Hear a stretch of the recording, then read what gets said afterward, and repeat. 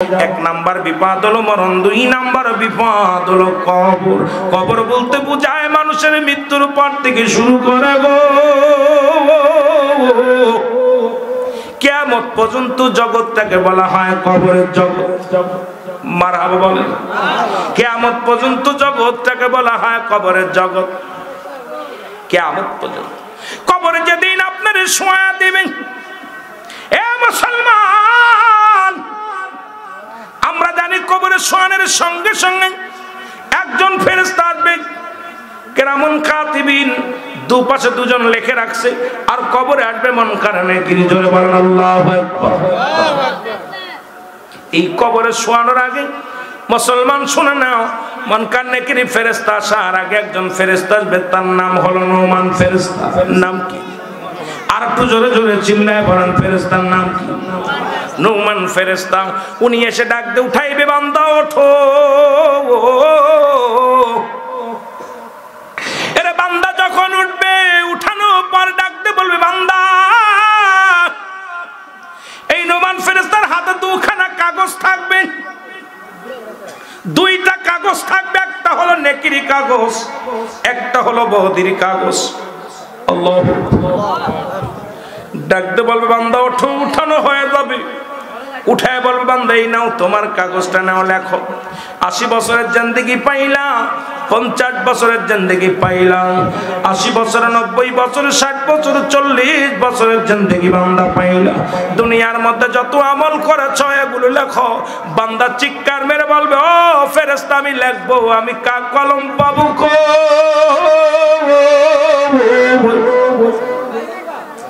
আমার তো কলম নাই, আমি কি দিয়া লাগবো? ওই নুমান ফেরেশতা ডাকতে বলবে, বান্দারে, তোমার ডান হাতের শাহাদাত আঙ্গুল মুবারক তোমার কলম। বাদানটা আমার দেশে এখন অনেক আলেম উলামা এই আঙ্গুল দিয়া সুন খায় রে মুসলমান। এর নবীজির চন্দ্রকে দ্বিখণ্ডিত করেছিল শাহাদাত আঙ্গুল মুবারক দিয়া। এই আঙ্গুলের অনেক দাম, এই আঙ্গুলটার মধ্যে সুন লাগানোর জন্য নাই। এই আঙ্গুলটা কবরের ভিতরে যেদিন আপনাকে নুমান ফেরেশতা লিখতে বলবে, ওদিন আপনার ডান হাতের শাহাদাত আঙ্গুল মুবারক হবে কলম।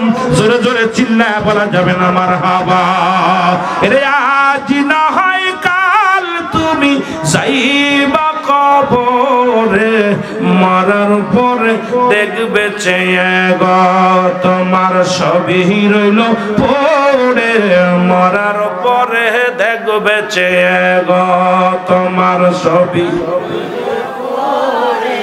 মরার পরে দেখবে চেয়ে গো তোমার সবই রইল।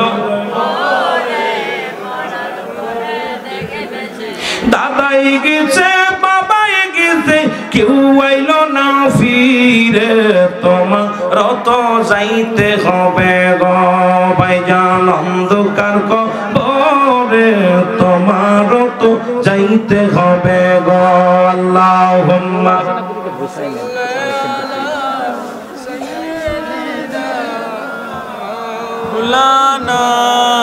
এ মুসলমান, গভীর মনোযোগ। যে কথা বলতেছিলাম রে, তোমার এই হাতখানা হবে শাহাদাত আঙ্গুল মুবারক হবে কলম। বান্দারে বলবে, বান্দা বলবে, আমি কলম পাইলাম, কালি পাবো কই?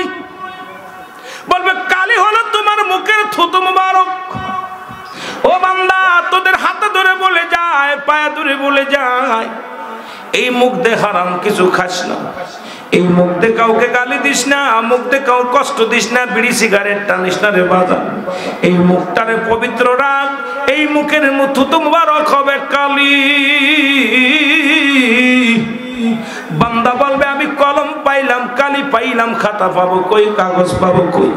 3 টুকরা কাপড়ের কাপড় দেয়া হবে, 1 টুকরা কাপড়ের কাপড় টান দিয়ে খুলে নিবে রে বান্দা। এইবার বলবে, বান্দা লেখো, মিনিটের ভিতরে লেখা হয়ে যাবে। আবার ওই টান দিয়ে হাত থেকে খুলে নিবে, নিয়ে কাগজখানা দিবে, ডাকতে বলবে, বান্দার এই নাও লেখো। এবার দেখবে 80 বছরের জিন্দেগি কোথায় কত গুনাহ করেছো, কোথায় তুমি জিনা ব্যভিচার অন্যায় করেছো, কোথায় তুমি মদের প্যান্ডেলে বসেছিলা, কোথায় তুমি মানুষকে ঠগাইছো, কোথায় পরের জমি ফাঁকি দিছো, কোথায় তুমি মিথ্যা বলেছো, কোথায় কোন শ্রেণীলয়া গল্প করেছো, কোথায় জিনা ব্যভিচার অন্যায়ের মধ্যে লিপ্ত হয়েছিল। বান্দা চোখের পানি ছেড়ে কাঁদবে আর বলবে ফেরেশতারা রে আমি অন্যায় করি না রে, এই অন্যায় আমি করি নাই। নোমান ফেরেশতা ডাকতে বল বান্দা তোমার 80 বছরের জিন্দেগির সামনে প্রস্তুতি দেখো, তাকায়া দেখো ওই 80 বছরের জিন্দেগিটা কত মিনিট, কত তারিখে, কত বছর, কোন সালে, কয় সেকেন্ডে কত অন্যায় করেছে সবগুলো সামনে হাজির হয়ে যাবে। চিৎকার মেরে কানবে বান্দা আল্লাহ বাঁচাও রে বাঁচাও। এর নুমান ফেরেশতা এমন আঘাত করবে ডান দিকের মাটিগুলো বাম দিকের ভিতরে চাপ মারিয়া দিবে রে।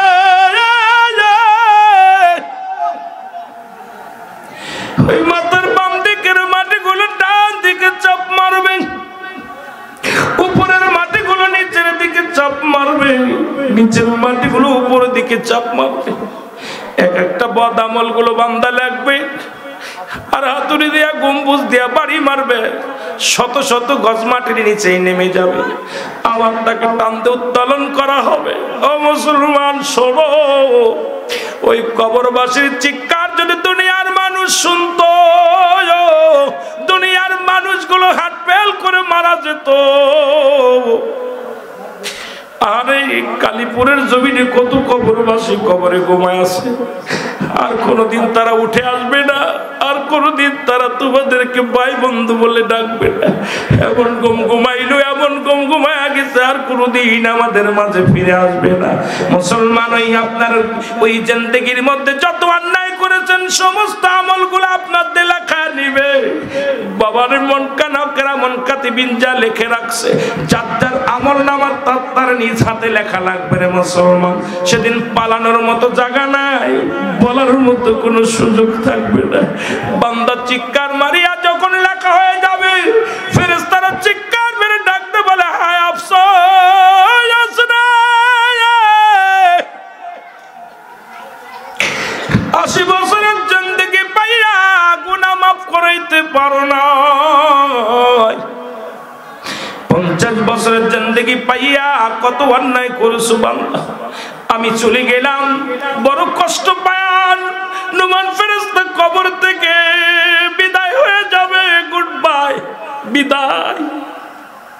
বান্দারে তোর জন্য প্রস্তুতি করা আছে, দুলিল কাফিরি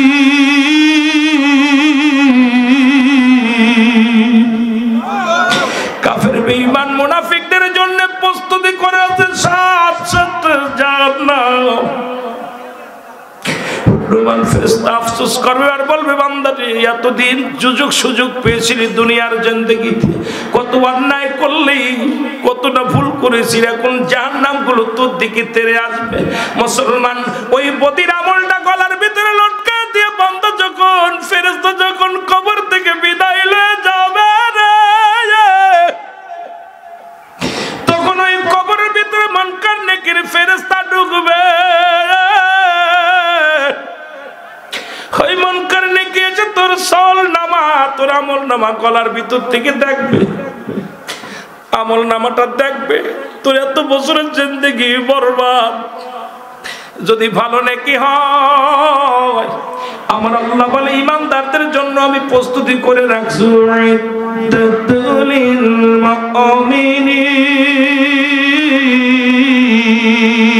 আল্লাহ কয় মুমিনদের জন্য, মুত্তাকিনদের জন্য প্রস্তুতি করা আছে 8টা জান্নাত, বেঈমান মুনাফিকদের জন্য প্রস্তুতি করা আছে 7টা জাহান্নাম। এরে বান্দা ডাকতে বলবে আফসোস, এত বছরের জিন্দেগি তোর গুনাহে ভরপুর। হায় রে বান্দা, কিয়ামত পর্যন্ত থাকবে কবরের জগতে জাহান্নামের অগ্নিকাণ্ড জ্বলবে, জাহান্নাম থেকে আগুনের শিলাগুলো আসবে, সাপ আসবে, জাহান্নাম থেকে বড় বড় ভয়ানক পশুগুলো আসবে, ওই ভয়ানক অবস্থা আগুনগুলো তেড়ে আসবে, সাপগুলো তেড়ে আসবে, বিচ্ছুগুলো তেড়ে আসবে। জাহান্নামের গেটের মধ্যে একটা গাছ থাকবে, দরজার মধ্যে জাক্কুম নামে কাঁটাযুক্ত গাছ, এই গাছটা তোরে গিরাস করবে, আবার ছেড়ে দিবে, আবার গিরাস করবে, আবার ছেড়ে দিবে। ওই জাহান্নামের মধ্যে 70,000 রশি লাগানো আছে, এক একটা রশির মধ্যে 70,000 ফেরেশতারা ধরে টানবে। মুসলমান শুনে নাও, ওই জাহান্নামটা ভয়াবহ অবস্থা, কিয়ামত পর্যন্ত জাহান্নাম হবে একমাত্র ঠিকানা রে। বান্দারে দুনিয়ার জিন্দেগি কদিনের জন্য করেছো, সবই তো আমার আল্লাহ শেষ করে দিবে। আল্লাহ বলে কুল্লুমান আলাইহা ফান, সব কিছু শেষ করে দিবে আমার আল্লাহ। এই জমিনটাও শেষ করে দিবে আমার আল্লাহ, এই জমিনের সব কিছু চূর্ণ বিচ্ছিন্ন করে দিবে আমার আল্লাহ। কেন তুমি দুনিয়ার প্রেমে পড়িয়া ঘুষ খাও? কেন তুমি দুনিয়ার প্রেমে পড়িয়া সুদ খাও? সেই ফলমূল দিয়ে মেহমানদারি করবেন। ঈসা আলাইহিস সালামের বিয়ে হলো, যত মেহমান আসলেন সব মেহমানকে জান্নাতি ফল খাওয়ানো হলো। জোরে বলেন মারহাবা। বিয়ে হয়ে গেল। আদম আলাইহিস সালাম কাল্লা, এবার আমার দায়িত্ব মনে হয় শেষ। বুড়াও হয়ে গেছি, পিঠ টান ধরেছে, পিঠের হাড্ডি বেঁকা হয়ে গেছে। আর কতদিন আমারে রাখবা? আমার ওই জান্নাতের মিশনিশা চেটেছে ভিতরে, আমারে তুমি ওই জায়গা নিয়ে যাও যেখানে আমারে তৈরি করে রেখেছিলে। ওই জায়গার বড় স্বপ্ন দেখি রে আমার আল্লাহ, আমারে তুমি তাড়াতাড়ি নিয়ে যাও। আমার আল্লাহ আজরাইল তাড়াতাড়ি যাও আমার আদমের কাছে। জোরে জোরে বলেন মারহাবা। কবরবাসীর ওয়াজ করতেছিলাম তো, এই জন্যই কইতেছি। আজরাইল আলাইহিস সালাম চলে আসছে। আদম আলাইহিস সালাম, হুজুর আসসালামু আলাইকুম। আজরাইল আইছো? কয় হ্যাঁ, আপনার নেওয়ার জন্য আইছি। কয় হুজুর আজরাইল, আদম কয় আজরাইল তুমি একটু দেরি করো, আমার আপনজনদের একটু সরাই দিয়ে নি। ওরা যদি আমাকে দেখে অবস্থায় নিতে জানটা, ওরা কষ্ট পাবে, কান্নাকাটি করবে। আমি একটু তোমার সাথে স্পেশাল কথা বলতে চাই। আদম আলাইহিস সালাম বিবিদেরকে বললেন, ছেলেদেরকে বললেন, তোমরা একটু সাইডে যাও, একজন মেহমান আসছে, আমি একটু কথা বলবো। সাইডে চলে গেলেন। আজরাইল সাল্লাম বলেন, হুজুর এইবার আপনার রুহটা কবজ। আজরাইল সাল্লাম নিয়ে গেলেন জানটা, অনেক বিস্তারিত আলোচনা। এবার জানটা কবজ হয়ে গেলেন। ছেলেরা এসে দেখে বাবা আর নাই, দুনিয়া থেকে বিদায়। এখন বাবা ইন্তেকাল করছে, এখন কি করবে? বাবা তো আর নাই, কথা বলে না, মারা গেছে। আদমের ছেলেদের মধ্যে কেউ তখন ইন্তেকাল করে নাই, যদিও মরেছিলেন হাবিল কাবিল, কিন্তু এটা তো ওনার বংশের মধ্যে কেউ দেখে নাই। কিভাবে কবর দিছে, কিভাবে গোসল করাতে হবে, কিভাবে দাফন করাতে হবে, এগুলো কিচ্ছু জানে না কেউ। সবাই আশ্চর্য হয়ে গেছে, কি করবে? একটা দিন পার হয়ে যায়, সন্তানের অপেক্ষা আছে। আব্বা তো মারা গেছে, এখন মারা গেলে কেমনে দাফন করব, কেমনে কবর খুঁড়বো, কেমনে কি করব, আমরা কিচ্ছু বুঝি না। আল্লাহ কয়, জিবরিল তাড়াতাড়ি যাও, জান্নাত থেকে জান্নাতি পোশাক নিয়ে এসো, যে পোশাকটা আমি আদমের খুলে রাখছিলাম। সুবহানাল্লাহ বলেন না? হায় হায়, আদমের যে পোশাকটা আমি কেড়ে নিয়েছিলাম, যাও জান্নাতে দৌড়ে যাও। জান্নাত থেকে দৌড়ে আসলেন, আতর, গোলাপ, সেন্ট সবগুলো নিয়ে আসো, জমজম কুয়ার পানি নিয়ে আসো। আমার আদমকে ওই জান্নাতি পানি দিয়ে গোসল করাবা, আতর লাগাই দিবা, সেন্ট লাগাই দিবা। আমার আদম রে এই সাদা কাপড় টুকরা আদমের গায়ের মধ্যে দিবা, এগুলো শিখাইয়া দাও। আর জানাজার নামাজ পড়বে আমার শীষ আলাইহিস সালাম, আদমের সন্তান জানাজা পড়বে।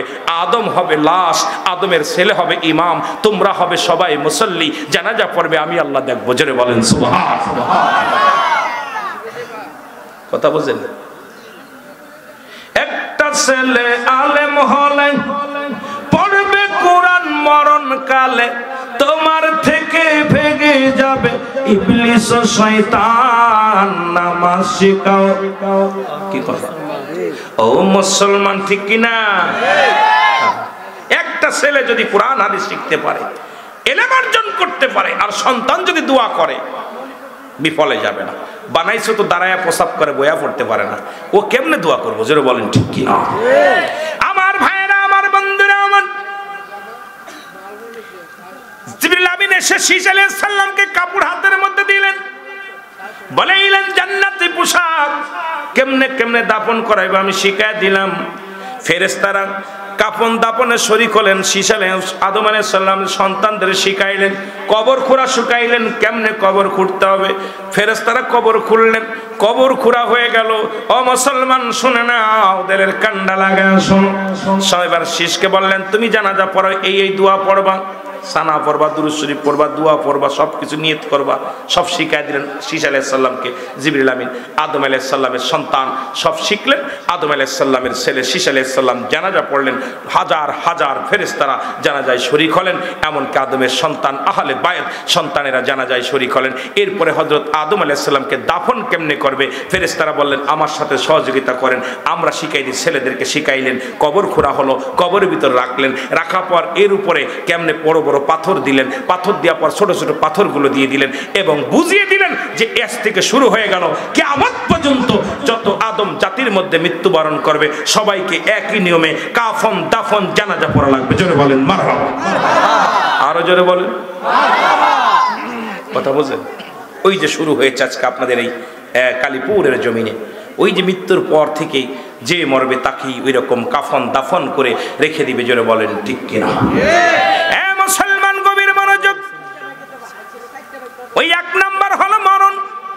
পৃথিবীর মধ্যে কত রাজা, কত বাদশা, ফিরাউন, নমরুদ যারা দুনিয়ার মধ্যে আগমন করলো সবাই দুনিয়া থেকে চলে গেছে। আর একজন নবী মুসলমান শুনে নাও, এ আমার আব্বা জানেরা শোনো, নাম হলো হযরত মুসা আলাইহিস সালাম। জোরে বলো মারহাবা। মুসার কাছে আজরাইল আলাইহিস সালাম আগমন করলেন। আজরাইলের ঘোষণাটা শোনো। মুসা নবীর কাছে আজরাইল আসলেন, ডাকতে বলে আসসালামু আলাইকুম নবী মুসা। মুসা বলে ওয়ালাইকুম আসসালাম। কে? আমি আজরাইল। কে? আমি আজরাইল। আজরাইল কে হুজুর সবার কাছে আমি জীবনে যাব, তবে ইমানদারের কাছে সরাসরি, বেঈমানদের কাছে আমি সরাসরি না। বেঈমানদের রূহটা আমি কবাস করব, এমন ভয় ভীতি দেখাবো, উপর থেকে আসমানে আমার মাথা, জমিনে আমার পা, এমন ভাবে একটা হুক্কার মারবো, এক হুক্কারে কলিজাটা ফেটে যাবে। জোরে বলো আল্লাহু আকবার।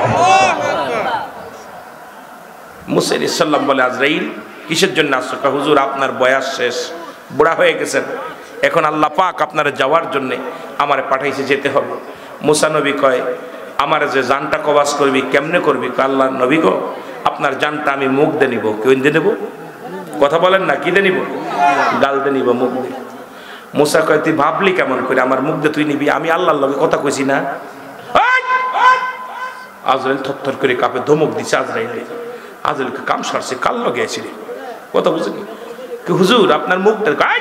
আমার মুখ দিয়ে আল্লাহর লগে দিদার করে। যখন আল্লাহর সঙ্গে আমি যখন দিদার করেছিলাম, যখন আমি মুসা আল্লাহর সঙ্গে একাধিকবার সাক্ষাৎ করেছি, তখন তো আল্লাহর সঙ্গে আমি নূরের তাজাল্লি দেখেছি, কথা বলেছি। আমার মুখ দিয়ে তুই আজব বিধি ভাবলি কেমন করে? হুজুর তাহলে আপনার নাক দিয়ে নিব। দাঁড়া, খবরদার, আমার নাক দিয়ে নিবি? আল্লাহ নূরের তাজাল্লি নূর যখন এসেছিল ওইটা ঘিরান, আমি জান্নাতি ঘিরানটা আমার নাক দিয়ে নিছি, আর আমার নাক দিয়ে তুই যাবি? আজকে কাম সারছি, কাল লোকে এসি। তেরা মুসা, তো নামটা কি? তেরা মুসা।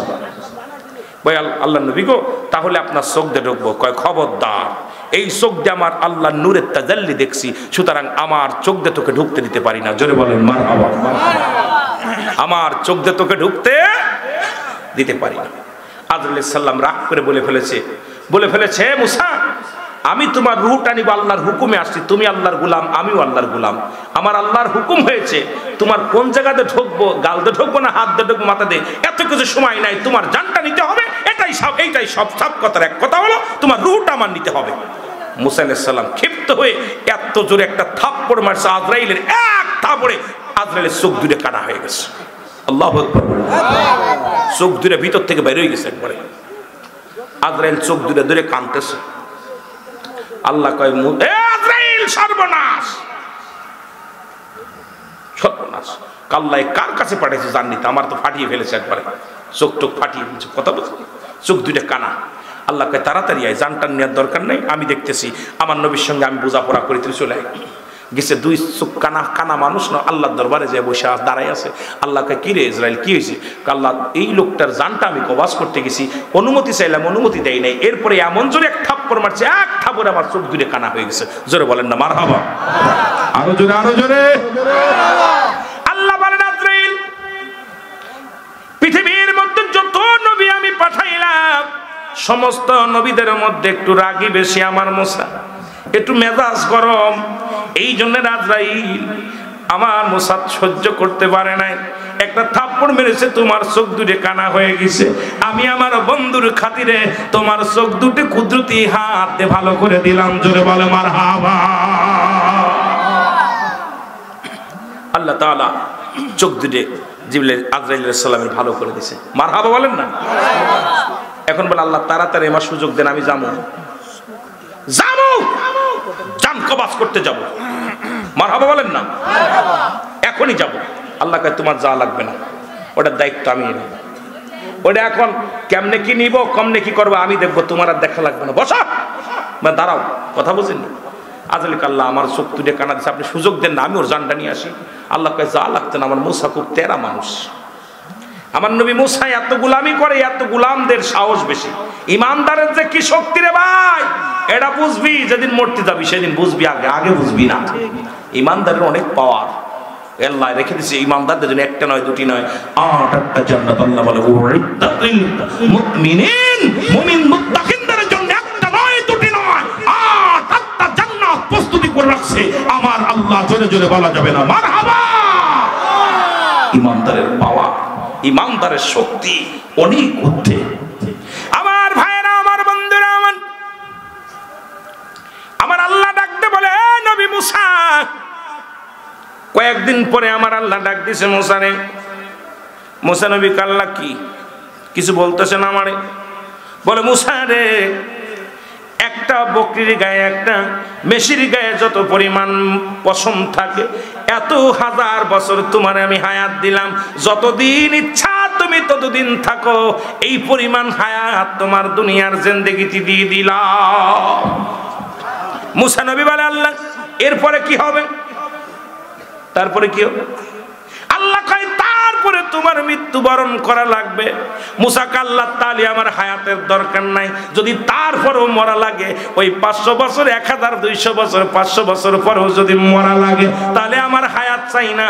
এত কষ্ট করে রান্না বাড়া করে খাওয়া লাগবে, এত কষ্ট করে ইবাদত করা লাগবে, এত কষ্ট করে ওযু করা লাগবে, এত কষ্ট করে তোমার গোলামি করা লাগবে। ওর চাইতে তুমি আমার নিয়ে যাও। তবে যাবার আগে একটা দাবি তোমার কাছে গো আমার আল্লাহ, এই বুড়া বয়সে আর একবার তোমার দিদারটা আমারে দিয়া দাও।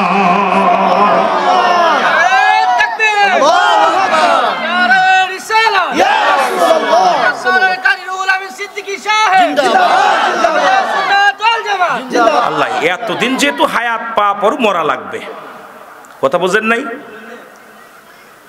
হয় আজ নাই কাল মরতেই হবে, তাহলে আর এত কষ্ট দিও না। এত কষ্ট করে কেডা ইবাদত করবে? ও সেটি নিয়ে যাও, যাওয়ার আগে একটা বার তোমার সাক্ষাৎ চাই। আল্লাহ বলেন মুসারে তোমাকে দিয়ে দিলাম। মুসা নবী লাঠি ভরতে টুকটুক করে রওনা দিয়ে অনেক কষ্ট করে তুর পাড়ে চলে গেলেন। আল্লাহর সঙ্গে দেখা হলো, সাক্ষাৎ হলো। মুসা নবী দাবি করে আল্লাহ এই বুঝি আমার শেষ দেখা জীবনে, আল্লাহ তোমার নূরের তাজাল্লি আমার জীবনের শেষ দেখা গো আল্লাহ। পর্দার মধ্যে চিরদিন থাকলা, কত গল্প করলাম, কত আলাপ করলাম, আজ পর্যন্ত সরাসরি দেখতে পারি নাই, তবে নূরের তাজাল্লি গুলো দেখছি রে আমার আল্লাহ। তবে যাবার আগে একটা কথা বলে যায়, আমার বনি ইসরাইল কওমের লোকেরা যারা আছে গো আমার আল্লাহ, সবার একটু খাবার ব্যবস্থা করে দিও। কাউকে তুমি না খায়া মেরো না রে আল্লাহ, সবার একটু রিজিকের ব্যবস্থা করে দিও। জোরে বলেন আল্লাহু আকবার। মুসা আলাইহিস সালাম তার কওমের জন্য দোয়া করলেন, আল্লাহ আমার কওমের একটু খাওয়ার ব্যবস্থা করে দিও, যেন না খেয়ে না মরে। আমি মরে গেলে, চলে গেলে ওরা কষ্ট পাবে, ওদের খাবারটা একটু পৌঁছে দিও।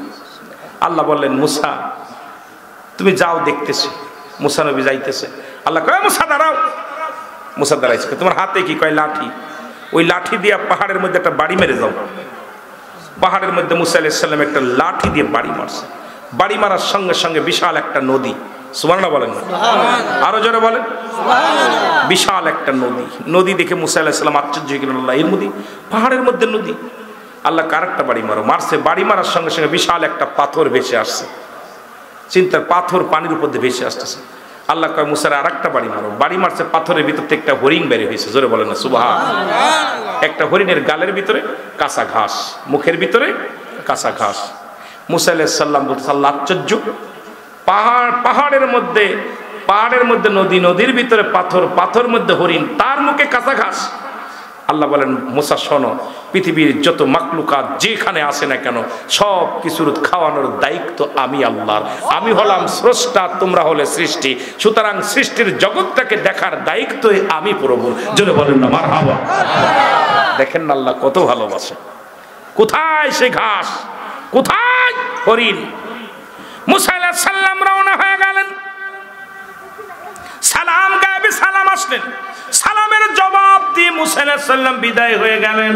আল্লাহ আমি খুশি হয়েছি যেহেতু এই হরিণের মুখের মধ্যে তাজা ঘাস, তাহলে আর বুঝতে বাকি নাই আমার যত কমের লোক আছে সবাই তুমি খাওয়াইবা গো আল্লাহ, আমি অনেক অনেক খুশি। মুসা আলাইহিস সালাম আস্তে আস্তে দেখে পাহাড়ের মধ্যে 7 জন লোক কবর করে, 7 জন মানুষ অটোমেটিক একটা বিশাল একটা মরুপ্রান্তরে কবর খুঁজতেছে। মুসা আলাইহিস সালাম চিন্তা করে বাড়ি ঘর দূর কেউ নেই, এখানে কবর খুঁজে কারা? আস্তে আস্তে করে মুসা আলাইহিস সালাম লাঠিখানা নিয়ে চলে গেল। আসসালামু আলাইকুম ভাইরা। ওয়ালাইকুম আসসালাম। কে মারা গেছে? এই তো আমাদের মহল্লা একজন এখানে মারা গেছে, তার কবর হবে এখানে। তা কে মারা গেছে? আছে। তা আপনি তো নবী মানুষ, নবী এই জামানার নবী, আপনি কি শরীক হবেন একটু কবর খুঁজায়? সব বিশাল সব আছে, নেকি আছে, খুঁজবেন? মুসা আলাইহিস সালাম কালি তা দাও, আমার হাতে অস্ত্র দাও। মুসা আলাইহিস সালাম নিজের কবর নিজে খুললেন। জোরে বলেন না সুবহানাল্লাহ। আরো জোরে, আরো জোরে শোনেন কথাগুলো। কবরের ওয়াজ করতেছি তো, এই জন্য কথাগুলো না বললে ওই তো নিলবা। মুসা আলাইহিস সালাম কবরটা 7 জন ফেরেশতা মিলে কবরটা খোঁড়া হয়ে গেল। এখন কবর খোঁড়া পর মুসা নবী কয় এত বড় কবর খুললা কার মাপ? সেই লোকটা কত বড়? কে হুজুর বিয়াদবি মাফ করবেন, যে লোকটা এখানে শোবে সেই লোকটা দেখতে শুনতে আপনার মতো উঁচু লম্বা, আপনার মতো লম্বা চওড়া। আপনি যদি দয়া করে একটু এই মাপটা ঠিক করার জন্য একটু শুইতেন তাহলে মাপটা ঠিক করতাম। আপনার যদি হয় তারও হবে। সুবহানাল্লাহ বলেন। মুসাদের 13 মানুষ তো যদি কয় রেগে যাইতে পারে, এই জন্য পাম পট্টি দিয়া কইতেছে ফেরেশতারা, কয় হুজুর একটু শুইবেন নি, দেখতাম। মুসা আলাইহিস সালাম কে ঠিক আছে, যদি আমার মতো হয় উঁচু লম্বা, আমার মতো দেখতে শুনতে হয় তাহলে আমি একটু শুয়া দেখি। মুসা আলাইহিস সালাম একদম কবরের ভিতর শুয়ে আছে। শোয়া পর মুসা আলাইহিস সালাম কয় আল্লাহ কত সুন্দর জায়গা, দুনিয়ার চাইতে সব জায়গা মনে এই শান্তির জায়গা। আল্লাহ কয় মনে হয় আমার মুসা খুশি হয়েছে। এই ফেরেশতা দৌড়াই যা, জান্নাত থেকে একটা ফল নিয়ে আয়। সুবহানাল্লাহ বলেন। একটা আপেল নিয়ে আয়। কি নিয়ে আয়? আপেল। মুসা আলাইহিস সালামের হাতের মধ্যে একটা আপেল দিছে। কয় হুজুর আপনি এটা খান। ফেরেশতা কয় হুজুর এটা, কয় আপেল পাইলা কই? কয় হুজুর আমাদের সাথে ছিল, এটা খান খান আপনি আর দেখেন মাপটা আমরা মাইপেনি ভালো করে। আর আজরাইলকে তাড়াতাড়ি নিয়ে আয় জানটা। এইবার আবু মুসা আলাইহিস সালামের রূহটা বিদায় হয়ে গেছে, জানটা বিদায়। জোরে বলেন মারহাবা। মুসা আলাইহিস সালাম মৃত্যুবরণ করলেন। আপেলটার মধ্যে যখন কামড় দিলেন সঙ্গে সঙ্গে জানটা বাইর করে নিলেন আমার আল্লাহ পাক আজরাইলকে দিয়ে। এত টেকনিক খাটে, এত আসানে, এত সুন্দরভাবে মুসা আলাইহিস সালামের মৃত্যু হয়ে গেল। আমার আল্লাহ কয় ফেরেশতারা রে আমার মুসাকে কবর থেকে উঠাও। কবর থেকে উত্তোলন করা হলো। এরপরে তাকে গোসল করানো হলো জান্নাতি পানি দিয়ে, কাফন দাফন করানো হলো। ফেরেশতারা হযরত মুসা আলাইহিস সালামের জানাজা পড়াইলেন। হযরত মুসা আলাইহিস সালামের কাফন দাফন ফেরেশতারা করলেন। ও মুসলমান শুনে নাও, ওই মুসা আলাইহিস সালামের কবরটা যখন দেয়া হয়ে গেল, মাটি দেওয়া হয়ে গেল, আমার আল্লাহ কয় ফেরেশতারা রে কবরের উপর মাটিগুলো সমান করে দাও যেন কোনো মানুষ বুঝতে না পারে আমার মুসা এখানে ঘুমাইছে। আজ পর্যন্ত বনি ইসরাইলের লোকেরা কেউ জানে না মুসা নবীর কবর কোনটা। আলওয়ান্দাস একটা জায়গা রেখে দিয়েছে, কয় এটা মুসা নবীর কবর, কারণ এই মুসা নবীর দাফন কাফনের দায়িত্ব পালন করেছে আমার আল্লাহর ফেরেশতারা। জোরে জোরে চিল্লায় বলেন মারহাবা। বেঁচে আছে না মরে গেছে? কথা কয় না কেন? কিরে মরার ওয়াজ একটু মনে সব করে বেঁচে থাকবে, বেঁচে থাকবেন নি? মরণ নাই কার কার একটু হাত তোলেন। সবার আছে। আমার মুসলমান বাবারা শোনো, এইরকম যুগে যুগে যত নবী রাসূল গাউস কুতুব আসলো, ফিরাউন নমরুদ কারুন যারা খোদাই দাবি করেছিল তারাও দুনিয়ার মধ্যে নাই। আমি আপনি থাকবো না, দুনিয়া থেকে চলে যাব। 1 নাম্বার বিপদ হলো মরণ, 2 নাম্বার বিপদ হলো কবর। কবর বলতে বোঝায় মানুষের মৃত্যুর পর থেকে শুরু করে গো কিয়ামত পর্যন্ত জগৎটাকে বলা হয় কবরের জগৎ। মারহাবা বলেন। কিয়ামত পর্যন্ত জগৎটাকে বলা হয় কবরের জগৎ। কিয়ামত পর্যন্ত কবরে যেদিন আপনার শোয়া দিবেন, এ মুসলমান কবরে শোয়ানোর সঙ্গে সঙ্গে একজন ফেরেশতা আসবে, কেরামুন কাতিবিন, দুপাশে দুজন লিখে রাখছে, আর কবরে আসবে মুনকার নাকির। জোরে বলেন আল্লাহু আকবার। এই কবরে শোয়ানোর আগে মুসলমান শুনে নাও, মুনকার নাকির ফেরেশতা আসার আগে একজন ফেরেশতা আসবে, তার নাম হলো নুমান ফেরেশতা। নাম কি? আর একটু জোরে জোরে চিল্লায় বলেন, ফেরেশতার নাম কি? নুমান ফেরেশতা। উনি এসে ডাক দিয়ে উঠাইবে, বান্দা ওঠো। এরে বান্দা যখন উঠবে, উঠানোর পর ডাক দিয়ে বলবে, বান্দা। এই নুমান ফেরেশতার হাতে দুখানা কাগজ থাকবে, দুইটা কাগজ থাকবে, একটা হলো নেকির কাগজ, একটা হলো বদির কাগজ। আল্লাহ ডাকতে বলবে, বান্দা ওঠো। উঠানো হয়ে যাবে, উঠায় বলবে, বান্দা এই নাও তোমার কাগজটা, নাও লেখো। 80 বছরের জিন্দেগি পাইলাম, 50 বছরের জিন্দেগি পাইলাম, 80 বছর, 90 বছর, 60 বছর, 40 বছরের জিন্দেগি বান্দা পাইলাম। দুনিয়ার মধ্যে যত আমল করেছ এগুলো লেখো। বান্দা চিৎকার মেরে বলবে, ও ফেরেশতা আমি লিখবো, আমি কলম পাবো কো?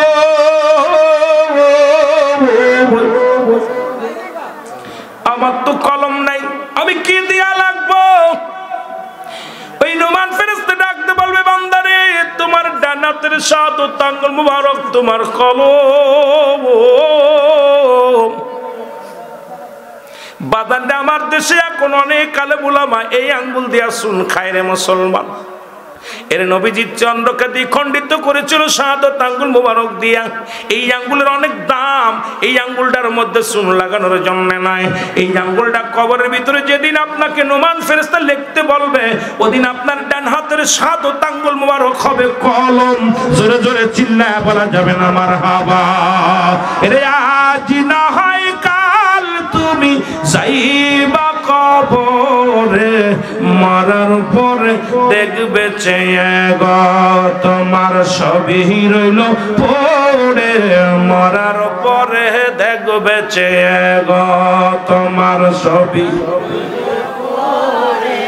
মরার পরে দেখবে চেয়ে গো তোমার সবই রইল।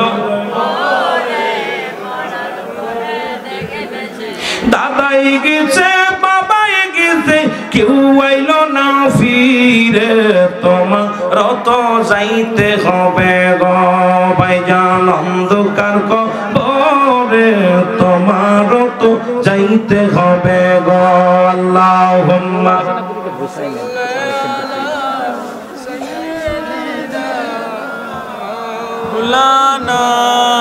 এ মুসলমান গভীর মনোযোগ, যে কথা বলতেছিলাম রে, তোমার এই হাতখানা হবে শাহাদাত আঙ্গুল মুবারক হবে কলম। বান্দারে বলবে, বান্দা বলবে আমি কলম পাইলাম, কালি পাবো কই? বলবে কালি হলো তোমার মুখের থুতু মুবারক। ও বান্দা তোদের হাতে ধরে বলে যায়, পায়ে ধরে বলে যায়, এই মুখ দে হারাম কিছু খাস না, এই মুখ দে কাউকে গালি দিস না, মুখ দে কাউ কষ্ট দিস না, বিড়ি সিগারেট টানিস না রে বাবা, এই মুখটারে পবিত্র রাখ, এই মুখের থুতু মুবারক হবে কালি। বান্দা বলবে আমি কলম পাইলাম, কালি পাইলাম, খাতা পাবো কই, কাগজ পাবো কই? 3 টুকরা কাপড়ের কাপড় দেয়া হবে, 1 টুকরা কাপড়ের কাপড় টান দিয়ে খুলে নিবে রে বান্দা। এইবার বল বান্দা লেখো, মিনিটের ভিতরে লেখা হয়ে যাবে, আবার ওই টান দিয়ে হাত থেকে খুলে নিবে, নিয়ে কাগজখানা দিবে, ডাকতে বলে বান্দার এই নাও লেখো। এবার দেখবে 80 বছরের জিন্দেগি কোথায় কত গুনাহ করেছো, কোথায় তুমি জিনা ব্যভিচার অন্যায় করেছো, কোথায় তুমি মদের প্যান্ডেলে বসেছিলা, কোথায় তুমি মানুষকে ঠগাইছো, কোথায় পরের জমি ফাঁকি দিছো, কোথায় তুমি মিথ্যা বলেছো, কোথায় কোন সেমিলয়া গল্প করেছো, কোথায় জিনা ব্যভিচার অন্যায়ের মধ্যে লিপ্ত হয়েছিল। বান্দা চোখের পানি ছেড়ে কাঁদবে আর বলবে ফেরেশতারা রে আমি অন্যায় করি না রে, এই অন্যায় আমি করি নাই। নুমান ফেরেশতা ডাকতে বল বান্দা তোমার 80 বছরের জিন্দেগির সামনে প্রস্তুতি দেখো, তাকায়া দেখো। ওই 80 বছরের জিন্দেগিটা কত মিনিট, কত তারিখে, কত বছর, কোন সালে, কয় সেকেন্ডে কত অন্যায় করেছে সবগুলো সামনে হাজির হয়ে যাবে। চিৎকার মেরে কানবে বান্দা, আল্লাহ বাঁচাও রে বাঁচাও। এর নুমান ফেরেশতা এমন আঘাত করবে, ডান দিকের মাটিগুলো বাম দিকের ভিতরে চাপ মারিয়ে দিবে রে।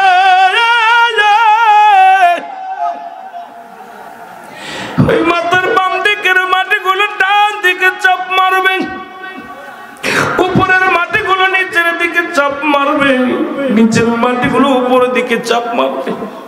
এক একটা বদ আমল গুলো বান্দা লাগবে, আর হাতুড়ি দিয়া গম্বুজ দিয়া বাড়ি মারবে, শত শত গজ মাটির নিচে নেমে যাবে, আবার তাকে টানতে উত্তোলন করা হবে। ও মুসলমান শোনো, ওই কবরবাসীর চিৎকার যদি দুনিয়ার মানুষ শুনতো, দুনিয়ার মানুষগুলো হাত ফেল করে মারা যেত। আরে কালীপুরের জমিনে কত কবরবাসী কবরে ঘুমায় আছে, আর কোনদিন তারা উঠে আসবে না, আর কোনদিন তারা তোমাদেরকে ভাই বন্ধু বলে ডাকবে না। এমন ঘুমাইলো, এমন ঘুমায় গেছে, আর কোনদিন আমাদের মাঝে ফিরে আসবে না। মুসলমান, ওই আপনার ওই জিন্দেগির মধ্যে যত অন্যায় করেছেন সমস্ত আমলগুলো আপনাদের লেখা নিবে। বাবার মন কানা মন কাতিবিন যা লিখে রাখছে, যার যার আমল নামা তার নিজ হাতে লেখা লাগবে রে মুসলমান। সেদিন পালানোর মতো জায়গা নাই, বলার মতো কোনো সুযোগ থাকবে না। বান্দা চিৎকার মারিয়া যখন লেখা হয়ে যাবে, ফেরেশতারা চিৎকার মেরে ডাকতে বলে, হায় আফসোস রে, 80 বছরের জিন্দেগি পাইয়া গুনাহ মাফ করাইতে পারো না, 50 বছরের জিন্দেগি পাইয়া কত অন্যায় করেছো বান্দা। আমি চলে গেলাম, বড় কষ্ট পায়ান। নুমান ফেরেশতা কবর থেকে বিদায় হয়ে যাবে, গুড বাই, বিদায়। বান্দারে তোর জন্য প্রস্তুতি করা আছে, দুলিল কাফিরি,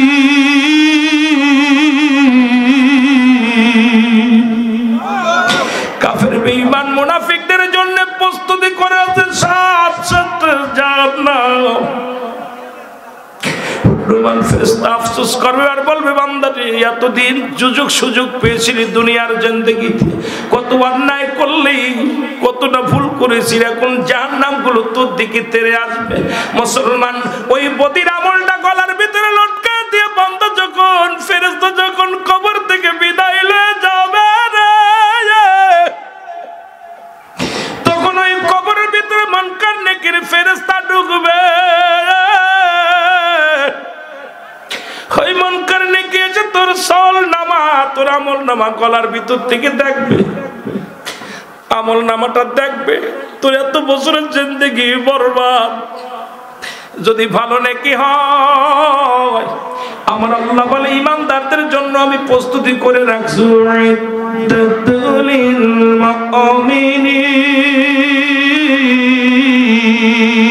আল্লাহ কয় মুমিনদের জন্য, মুত্তাকিনদের জন্য প্রস্তুতি করা আছে 8টা জান্নাত, বেঈমান মুনাফিকদের জন্য প্রস্তুতি করা আছে 7টা জাহান্নাম।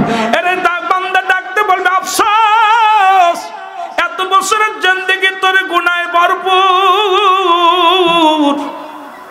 হায় রে বান্দা, কিয়ামত পর্যন্ত থাকবে কবরের জগতে জাহান্নামের অগ্নিকাণ্ড জ্বলবে, জাহান্নাম থেকে আগুনের জিলাগুলো আসবে, সাপ আসবে, জাহান্নাম থেকে বড় বড় ভয়ানক পশুগুলো আসবে।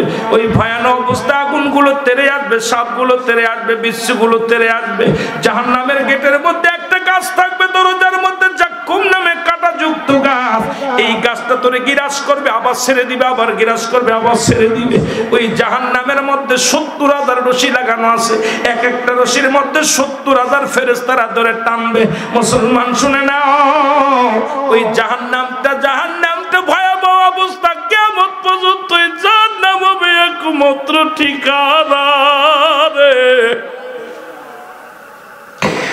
বান্দারে দুনিয়ার জিন্দেগি কদিনের জন্য করেছো সবই তো আমার আল্লাহ শেষ করে দিবে আল্লাহ বলে কুল্লু মান আলাইহা ফান সব কিছু শেষ করে দিবে আমার আল্লাহ এই জমিনটাও শেষ করে দিবে আমার আল্লাহ এই জমিনের সব কিছু চূর্ণ বিচ্ছিন্ন করে দিবে আমার আল্লাহ কেন তুমি দুনিয়ার প্রেমে পড়িয়া ঘুষ খাও কেন তুমি দুনিয়ার প্রেমে পড়িয়া সুদ খাও প্রেমে পড়ে অন্যায় করো সব কিছু ছেড়ে দাও কিচ্ছু তোমার নয় কিচ্ছু তোমার নয় ধন সম্পদ বাড়ি গাড়ি নারী সব কিছু হয়ে যাবে পর তুমি তোমার নিজেরই না সব কিছু যেদিন শেষ হয়ে যাবে সেদিন থাকবে শুধু আমার আল্লাহ আল্লাহ বলে বান্দারে সেদিন থাকবো আমি নবীর ভালোবাসা নিয়ে আমরা দুনিয়ার মধ্যে যতদিন বেঁচে আছি আল্লাহর গোলামি রাসূলের প্রেম নিয়ে থাকতে চাই জোরে বলেন ঠিক কিনা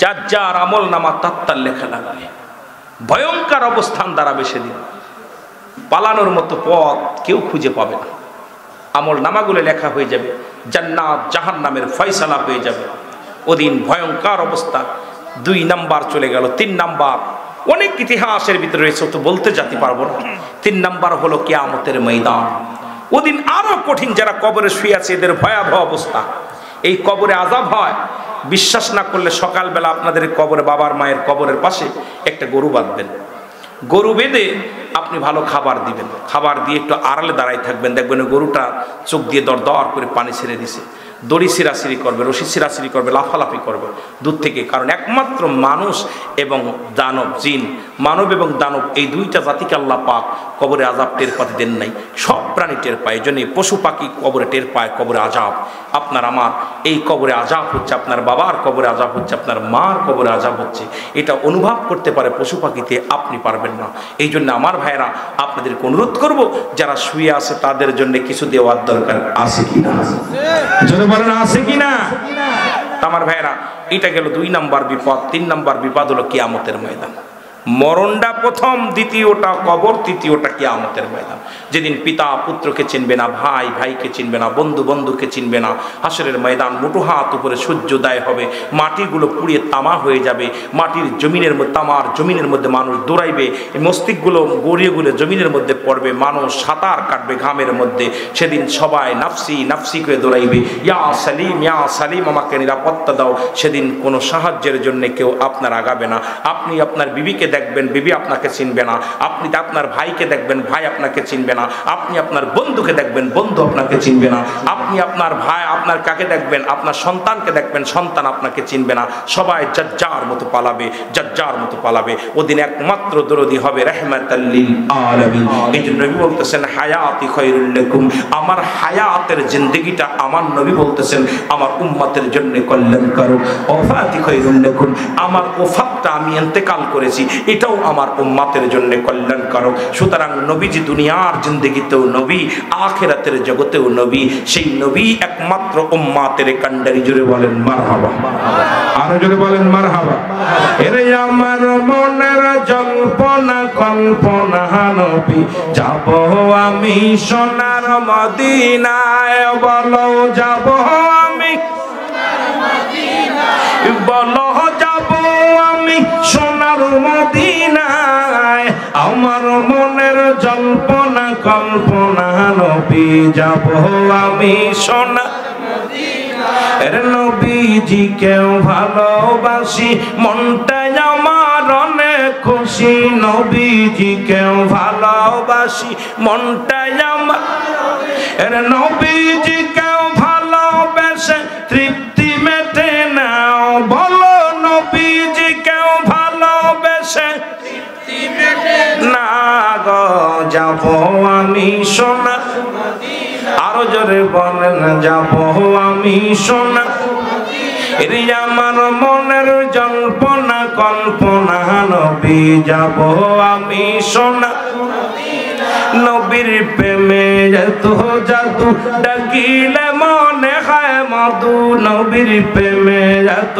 জাদু ডাকিলে মনে হয় মধু এই মধু কোথাও মেলে না বলো এই মধু কোথাও না গো যাব আমি সোনা রে আমার মনের জল্পনা নবী যাব আমি সোনার, আরো জোরে বলেন যাব আমি সোনার মদিনায়, ভালো যাব আমি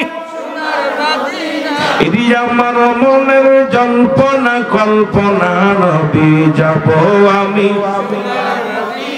এই কালিকপুরের বাসির যত গনা মাফ করে দাও মাবুদ মওলা, কালীপুর বাসির যত গনা মাফ করে দাও মাবুদ মওলা, মাফ করে দাও নবীর উসিলায়, ভালো মাফ করে দাও নবীর উসিলায় গো যাব আমি সোনা, আরো জোরে বলেন যাব আমি সোনা এরি আমার মনের জল্পনা কল্পনা, নবী যাব আমি সোনা আমার সাল্লাকা ইল্লা রাহমাতাল লিল আলামিন।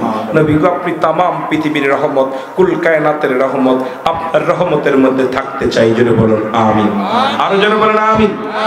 ওই কিয়ামতের ময়দান হলো ভয়াবহ, ওদিন নেকি পাল্লা, নেকির পাল্লায় ওজন হবে সমস্ত নেক আমলগুলো, বদ আমলগুলো নেকির পাল্লায় ওজন দিয়ে ফয়সালা হবে কে জাহান্নামী কে জান্নাতি। সুতরাং আপনাদের কাছে আমার একটা দাবি থাকবে, সেই জান্নাত করাই করতে হলে আল্লাহ দ্বীনের পথে চলা লাগবে কি লাগবে না?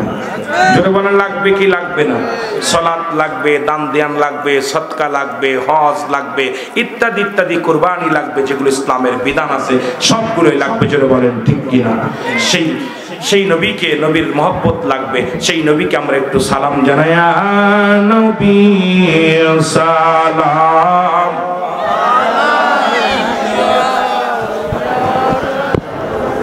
السلام عليك يا حبيبي السلام عليك صلوات الله عليك إسلام की मदीना ईमान की तनवीर मदीना कुरान की तफसीर मदीना खुदा की तारीफ मदीना या नबी अलैका या रसूल सलाम अलैका या हबीब सलाम अलैका सलावतुल्लाह अलैका दरुदी या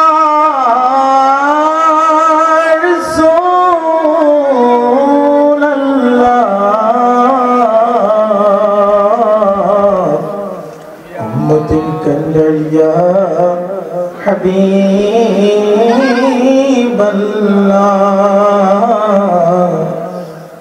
नबी अपने की देखा दिबेन ना देखा दिले केनो देखा देन ना ओ बुझमो मन तो बुझमाने ना जाइते चाय सोनार मदीना या नबी सलाम क्या या रसूल सलाम अलैका या हबीब सलाम अलैका।